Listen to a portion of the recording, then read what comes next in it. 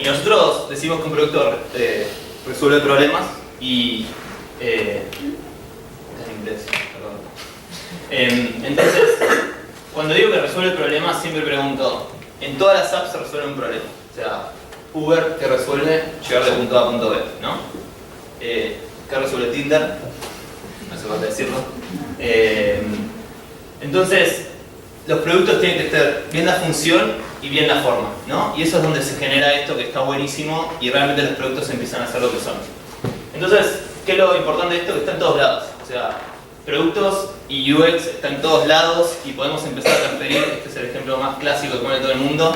Pero yo si veo una manija voy a querer salir y si veo una manija así también voy a querer. Por más que el cartel diga otra cosa.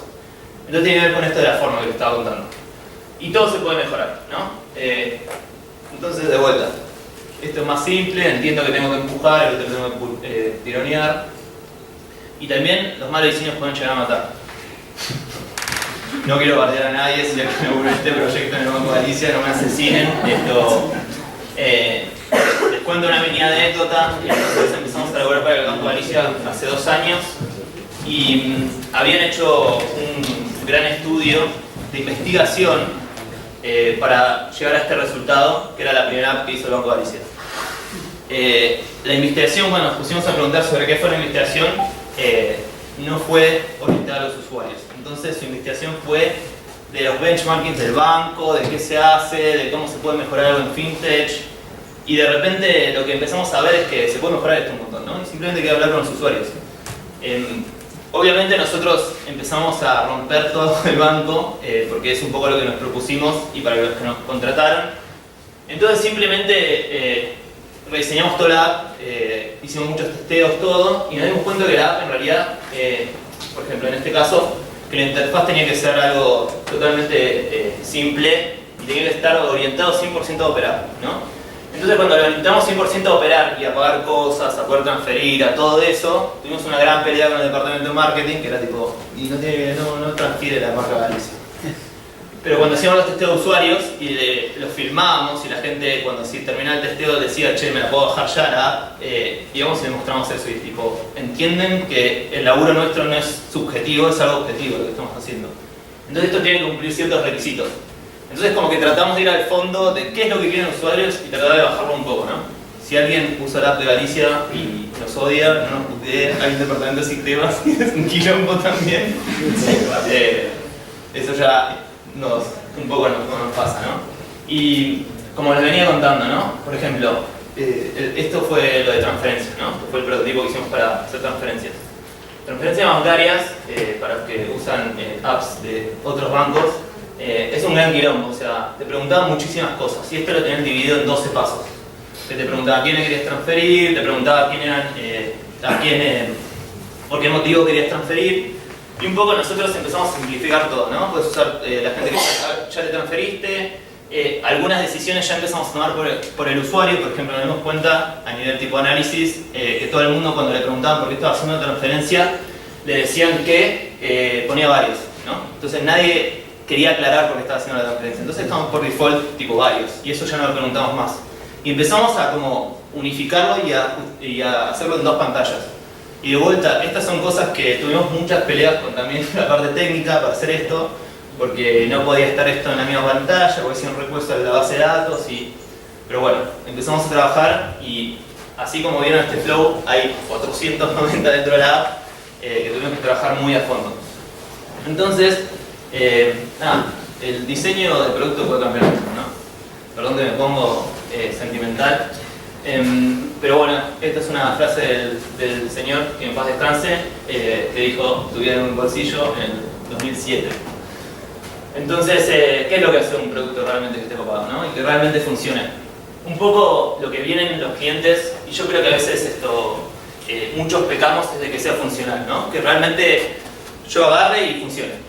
Pero en realidad tiene que cumplir un montón de otras cosas el producto. O sea, obviamente tiene que ser funcional, pero tiene que ser, o sea, tengo que ir a probarlo y me tiene que responder.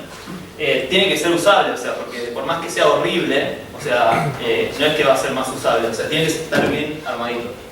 Y después te tiene que generar algo de emoción, ¿no? O sea, y la emoción no lo tomen a mal, o sea, pero cuando la gente hace una transferencia bancaria en 3 pasos dice, uff, qué bueno, y va y le cuenta al amigo. Y eso es lo que buscamos un poco, ¿no? Que te genere algo y te facilite la vida.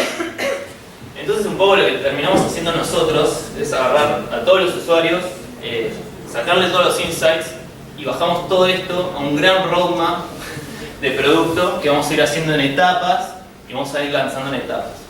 Por ejemplo, el Banco Galicia. Me acuerdo que cuando vinieron a nosotros participamos en una licitación y cuando fuimos a la licitación dijeron que nosotros éramos los más rápidos.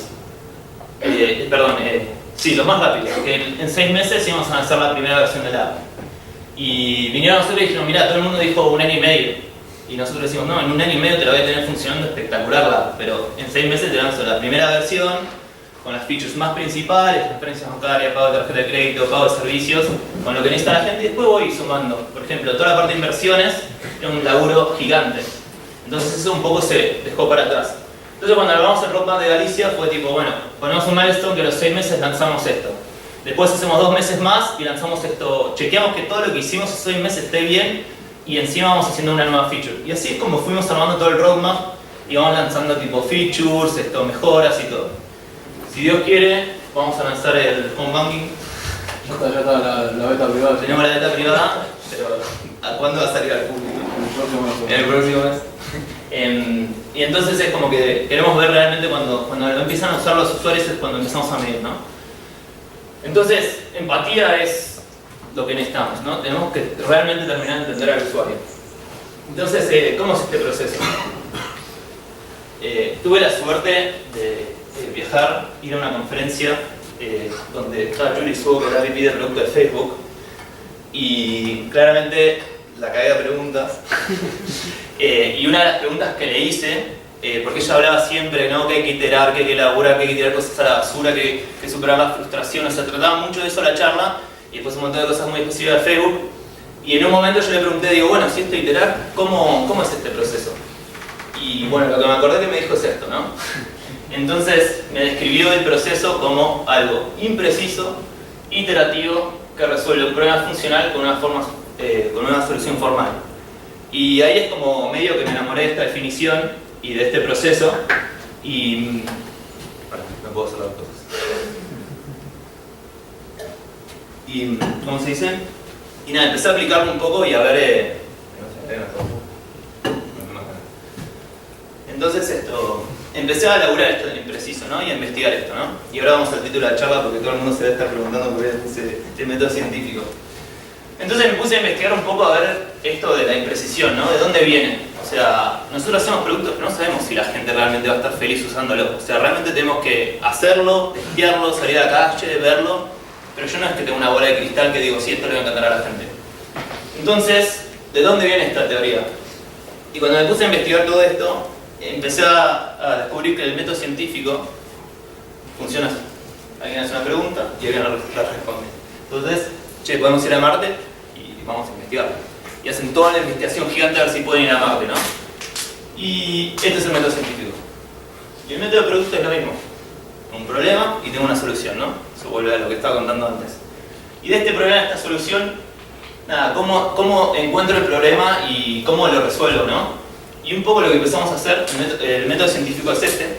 O sea, básicamente alguien hace la pregunta, se hace el research, se crea una hipótesis, se testea, se analiza y se ganan los resultados. Y nuestro método de producto es igual. O sea, el problema, hacemos el research, tenemos la hipótesis, definimos, hacemos wireframes, el prototipo, testeamos, iteramos, hacemos el derivative final. Y esto cíclicamente, ¿no?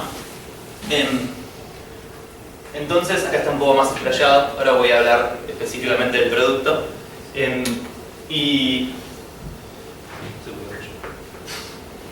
Bueno, en la etapa de research, ¿no? Todos sabemos hacer research, todos hemos hecho research y seguramente que hay gente muy especializada en research.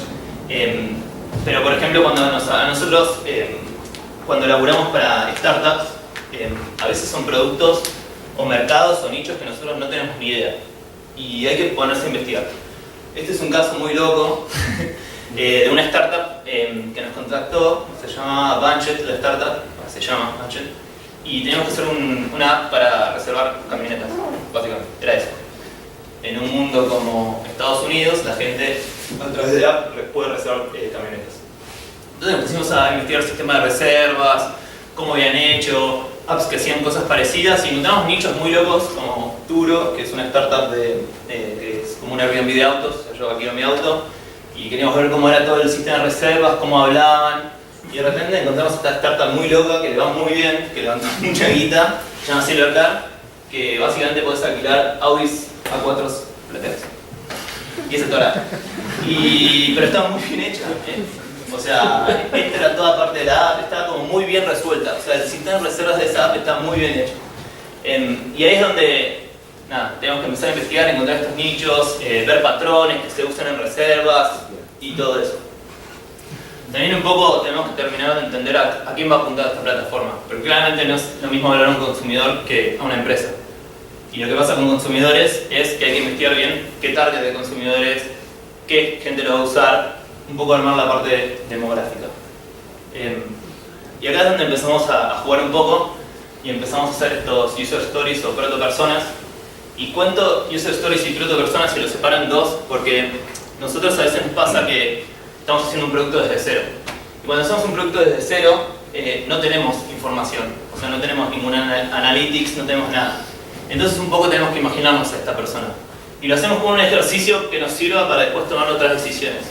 En cambio los user stories sí son historias de usuarios, ¿no? Y cosas que va haciendo el usuario. Entonces cuando lo empezamos a bajar, es un resumen de uno, así me entraba en la presentación. Y básicamente, por ejemplo, esto fue la app de Simple Radio que hicimos. Esto fue la app del Apple Watch, ¿no? Entonces, de vuelta, teníamos que hacer una app que sí teníamos información de usuarios, pero no teníamos usuarios que usaban el Apple Watch porque era justo en el momento del lanzamiento, ¿no? Era una startup que se quería subir a la hora de Apple Watch y desarrollamos la app sin saber nada del Apple Watch, sin tener dispositivo, nada y un poco adivinando todo, porque tampoco Apple te da mucha información.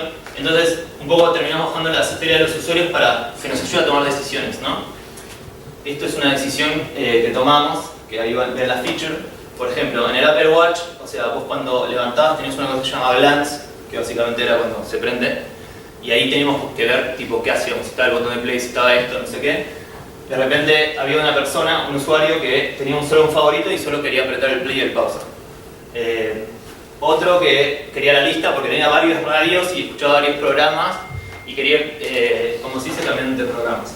Un poco esto fue muy rápido, esto lo hicimos en 3 semanas y tuvimos que correr, entonces no pudimos, por ejemplo, chequear esto con los usuarios. Entonces, esto es lo que llamamos una proto-persona que nos ayudó a decir, che, en el Apple Watch, ¿qué va? ¿Un modo lista? ¿Va el play y el pausa? ¿Qué jerarquizamos? ¿O qué decisión tomamos acá? ¿O qué va primero?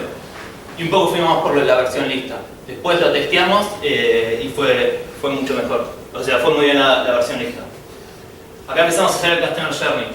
El Customer Journey, un poco, no sé si hicieron el ejercicio o ya lo tienen recalado, es un poco pensar y empezar a entender qué es lo que hace el usuario, no solamente mapear la experiencia de adentro de la app, sino mapear toda la experiencia, ¿no? Ya volvernos un poco más holísticos y salir a investigar y a ver qué hacen. Como les vengo contando, tenemos startups de cualquier tipo y esta startup es básicamente lo que hace es que es una comida de suscripción de comida de bebés. Entonces, vos garpas $100 al mes y todas las semanas te llega comida para tu bebé. Muy loco. Cuando la primera vez que nos pichean esto, yo no entendía, tampoco sé nada de bebés, entonces claramente tuve que empezar a investigar todo. Yo creo que ahora cuando tengo un bebé sé muchísimo de nutrición, así que si alguien me quiere preguntar de nutrición de bebés. Entonces empecé a ampliar un poco hablando con madres cuáles eran las etapas hasta llegar a ese producto, ¿no? Entonces de repente hicimos un Customer Journey que arranca por cuando está embarazada. Después hace una investigación a madre, de vuelta esto es algo que me decían. Yo le pregunté, una de las preguntas de la entrevista era ¿en qué momento te preocupás por la comida de tu bebé o por la nutrición? Y cuando soy madre. Y digo, y ahí te pones a investigar, no. Yo cuando ya tengo el bebé me pongo a investigar. O sea, cuando el bebé, los bebés empiezan comida a los 6 meses, entonces ahí se pone a investigar. Después, todas las madres que le pregunté, che, ¿contratarías un servicio como Raise Real a los 6 meses? Todas me dijeron que no. Y ahí fue tipo, bueno, ¿y qué haces? Y dice, y yo hay una etapa de iniciación de Morphy que se lo voy a hacer yo sí o sí. O sea que no Che, vos llegaste tarde, no puedes bajar. Hay una etapa de iniciación donde la madre quiere hacerle las primeras comidas al bebé, ¿no? Y tenemos que aceptar eso, o sea, no es algo que yo puedo cambiar. Y después hay una etapa donde tienen que coordinar con el producto, se suscribe y este producto tiene un fin. Porque a los 2 años el bebé deja de comer, o sea, ya come todos los alimentos balanceados, empieza a comer todo lo que son verduras, después empieza a comer más proteínas. No puedo creer que esté estudiando esto. Entonces a los 2 años se corta. Lo resumo. A los 2 años se corta. Entonces empezamos a ver en qué momento y qué cosas pasaron en cada una de las etapas, ¿no? Y esto nos sirvió mucho. Por ejemplo, el preñas y el ver. Y estas son cosas que rondean un poco lo que tiene que ver con marketing, pero en realidad como es marketing de producto, nos sirve mucho a nosotros. Entonces, acá encontramos que las madres les encantan las baby showers, ¿no? Sí. Yo no tenía ni idea, no sabía bien qué era tampoco.